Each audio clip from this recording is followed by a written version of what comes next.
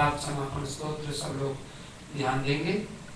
न मंत्रम नो यंत्रम तदपि च न जाने स्तुतिमहो, न चाह्वानं ध्यानं तदपि च न जाने स्तुति कथा, न जाने मुद्रास्ते तदपि च न जाने विलपनं, परं जाने मातस्त्वदनुसरणं क्लेशहरणं, विधेरज्ञानेन द्रविण विरहेणालसतया, विधेया शक्यत्वा तव चरणयोर्या च्युतिरभूत्, तदेतच्छन्तव्यं जननि सकलोद्धारिणि शिवे, कुपुत्रो जायेत क्वचिदपि कुमाता न भवति, पृथिव्यां पुत्रास्ते जननि बहवः सन्ति सरला,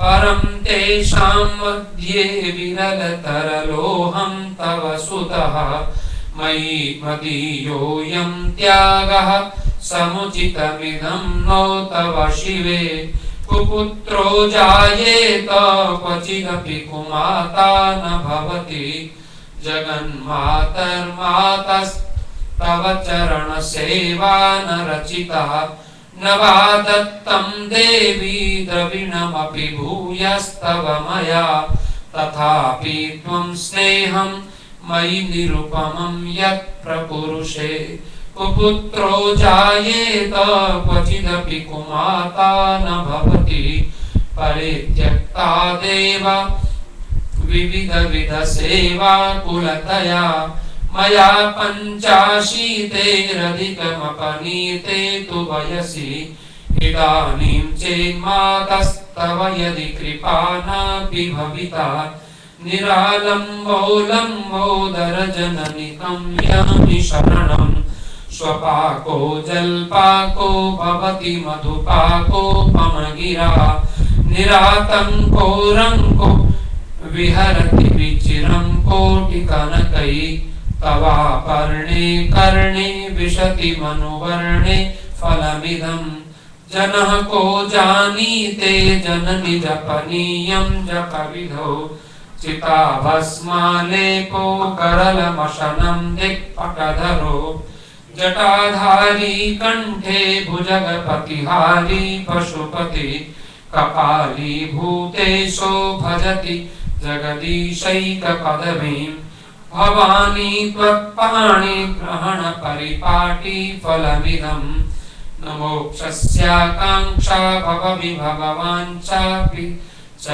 मे, न विज्ञानापेक्षा शशिमुखि सुखेच्छापि च पुनः, सुखेच्छापि न पुनः, अतस्त्वं संयाचे जननि जननं यातु मम वै, मृडानि रुद्राणि शिव शिव भवानीति जपतः, नारादितासि विधिना विविधोपचारैः, किं वृक्षचिन्तनपरैर्न कृतं वचोभिः, श्यामे त्वमेव यदि किञ्चन मय्यनाथे, धत्से कृपामुचितमम्ब परं तवैव, आपत्सु मग्नः स्मरणं त्वदीयं, करोमि दुर्गे करुणार्णवेशी, नैतच्छटत्वं मम भावयेथाः, क्षुधा तृषार्ता जननीं स्मरन्ति, जगदम्ब विचित्रमत्र किं परिपूर्णा करुणास्ति चेन्मयि,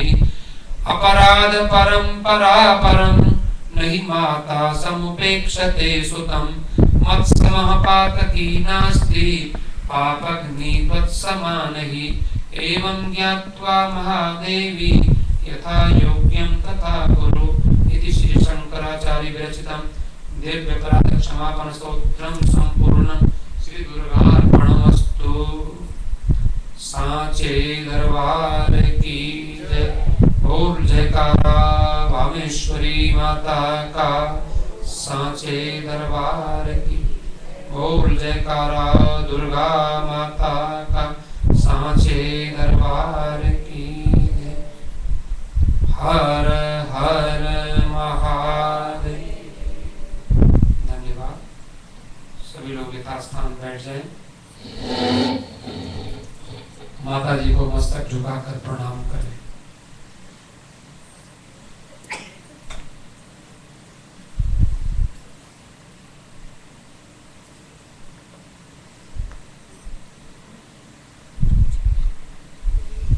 सभी लोगों का बहुत धन्यवाद।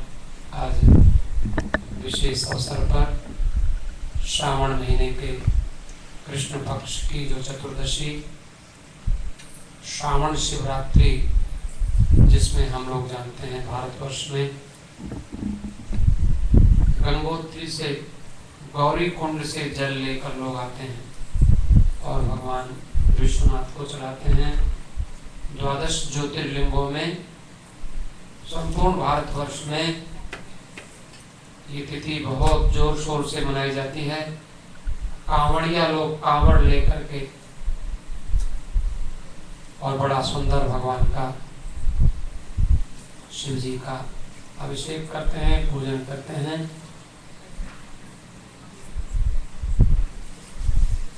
हम लोगों को भी आज पूजा करने का सौभाग्य मिला।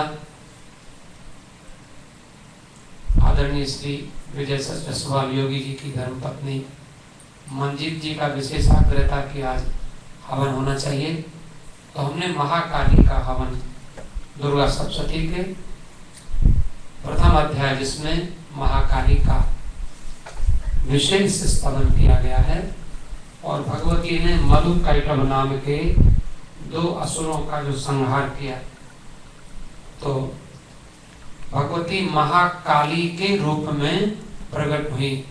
वामेश्वरी की कथा भी आप जानते हैं, महाकाली के रूप में ही प्रकट हुई, ऐसा हम लोग मानते हैं। तो ये मेधा ऋषि राजा सुरथ और समाधि नाम के वैश्य को भगवती की महिमा बताते हैं और उसमें मधुकैटभ का वध होता है।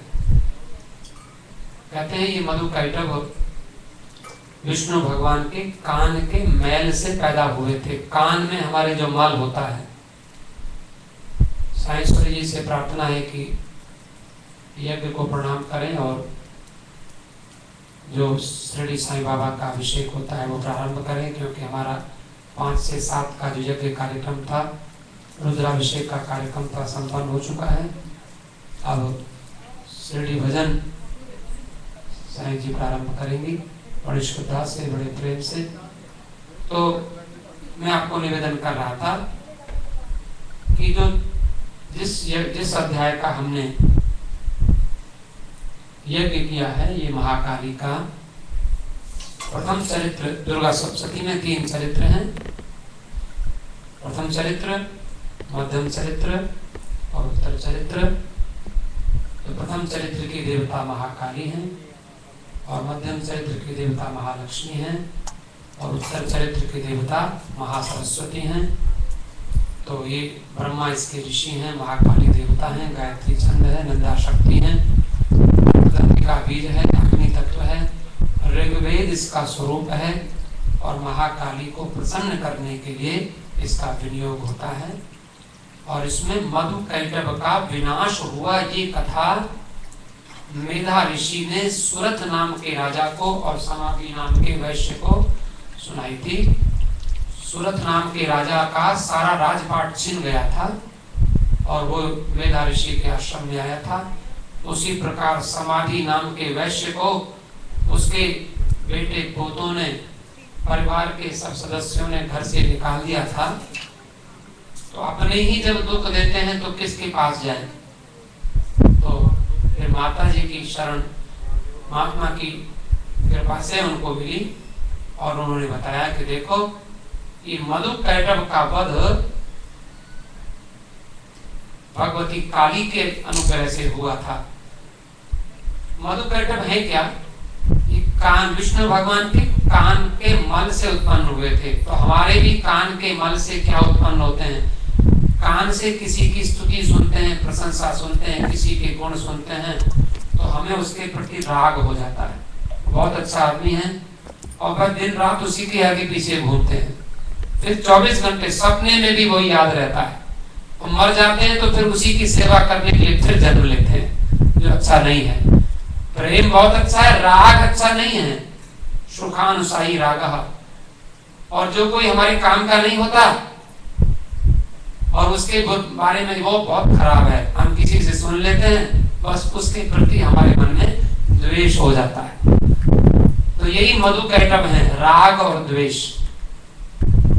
द्वेष जिससे हो जाता है वो जहां सामने दिखाई पड़ता है तो हमारी आंखें लाल हो जाती हैं और हमारी आंखों से अंगारे निकलते हैं। ये हमारे सामने कैसे आ गया, ये हमारा शत्रु है और मन करता है इसको मार डालें। तो ये राग द्वेष ये हमारे बहुत बड़े शत्रु हैं, यही मधुकैटभ है। और महाकाली ने इन्हीं का वध किया, मधुकैटभ का।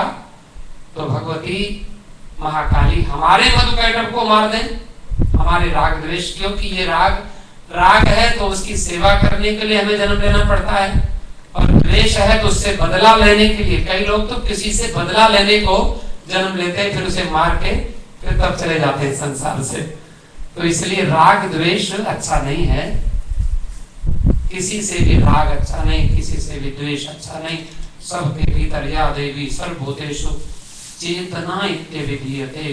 सबके भीतर बोलने की शक्ति, सबके भीतर खाने की शक्ति, सबके भीतर कार्य करने की शक्ति, वो शक्ति भगवती हैं।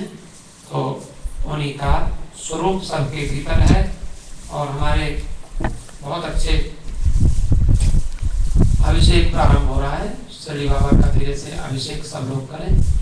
तो मैं आपको निवेदन कर रहा था कि देखो, एक हमारे बहुत बड़े महापुरुष हुए और उनका नाम है अभिनव गुप्त आचार्य। कश्मीर में इनका जन्म हुआ और ये शैवागम के तंत्र के बहुत बड़े विद्वान हुए, और केवल तंत्र के ही नहीं, वेदों के विद्वान। और मजे की बात यह है कि हम संसार में देखते हैं कई बार कि जो विद्वान होता है उसको संगीत गाना नहीं आता, और गाने वालों को व्याकरण, संस्कृत व्याकरण नहीं आती। कई बार जब संस्कृत के स्तोत्र गाते हैं तो बड़े बड़े गायक उनको ठीक नहीं गा पाते। लेकिन ये ऐसे विद्वान थे अभिनव गुप्त आचार्य, जिन्होंने नाट्य शास्त्र की संस्कृत में टीका लिखी, गुप्तवती टीका अभिनव गुप्त की। और मैंने उसको नाट्य शास्त्र की टीका को थोड़ा सा पढ़ा, देखा। संगीत के बारे में उन्होंने बताया कि इस कलयुग में संगीत बहुत अच्छी चीज है, और संगीत के माध्यम से हम लोग भगवान को पा सकते हैं। उदाहरण के लिए आपको हम दें कि कलयुग में सूरदास कलयुग में हुए, उन्होंने संगीत से भगवान को प्राप्त किया। मीरा कलयुग में हुई, उन्होंने संगीत से भगवान को पाया। तुलसीदास, ये सब संगीत से उन्होंने भगवान को पाया। गुरु नानक संगीत ही तो है ना, गुरबाणी संगीत ही है, और रागों में गाई जाती है, राग से, ताल से। तो ये इन्होंने एक छोटा सा एक उनका एक श्लोक बोल रहा हूँ, भगवती का रूप बताते हैं। तब च काकिल न स्तुतिरंबिके सकल शब्दमयी किलते तनु निखिल मूर्तिषु मे भवदन्वयो मनसि जासु बहि प्रसरासु च इति विचिन्त्य शिवे समिता शिवे जगति जातम यत्न वशादिदं स्तुति जपार्चन चिंतन वर्जिता न खलु काचन काल कलास्ति में। मैं बचपन से इस श्लोक को पसंद करता हूँ, बहुत अच्छा श्लोक मुझे लगता है। इसके लेखक हैं अभिनव गुप्त आचार्य। इस श्लोक में उन्होंने भगवती का स्वरूप बताया। कहते हैं, हे माता जी, मैं आपकी स्तुति करना चाहता हूँ, तो ये बताओ, संसार में सकल शब्दमयी किलते तनु, जितने शब्द हैं ना, कौन सा ऐसा शब्द है जो आपकी स्तुति नहीं है? देखो, कभी कभी हम लोग किसी के कड़वे वचन भी सुने ना, तो अगर हम शांति से सुने तो लगेगा कि वो भगवती उनमें, वो आदमी जब गाली देता है ना, तो बुरा बोलता है, तो जरा उसके चेहरे को देखिए, उसके चेहरे के रूप में भगवती मुस्कुरा रही होती हैं। तो कहते हैं, जितने शब्द हैं वो सब आपकी स्तुति हैं। सकल शब्दमयी किलते तनु, और जितनी मूर्तियां हैं